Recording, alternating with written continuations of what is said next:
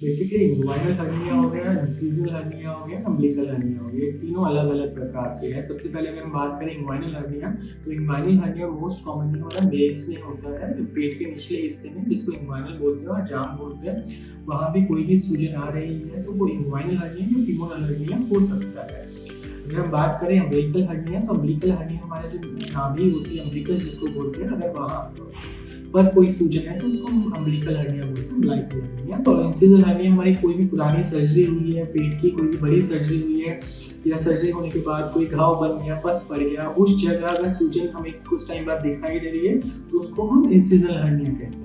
Inguinal hernia is most common है आज के टाइम पे, क्योंकि इंसिजनल हर्निया में हमारी स्टेरिलिटी और बॉडी सेटअप ऐसा हो चुका है कि इन्फेक्शन बहुत कम होता है, अच्छे से क्योर हो जाता है पेशेंट। अम्बिलिकल हर्निया भी ओबीस पेशेंट है, या फिर क्रॉनिक कफ, क्रॉनिक कॉन्स्टिपेशन, या इंट्राअब्डोमिनल प्रेशर असाइटिस, या ड्यूरिंग द प्रेगनेंसी भी इंट्राअब्डोमिनल प्रेशर बढ़ता है, तो ड्यूरिंग प्रेगनेंसी के बाद भी काफी बार अम्बिलिकल हर्निया दिखाई देता है। पहले सिर्फ ओपन सर्जरीज होती थी, जो कि एक चीरा लगा के होती थी, जिसमें कॉम्प्लिकेशन भी रहते थे, जैसे बोन इन्फेक्शन हो जाना, पेशेंट को थोड़ा टाइम लगता था पूरा रिकवरी में और डिले होता था वर्क वगैरह के लिए।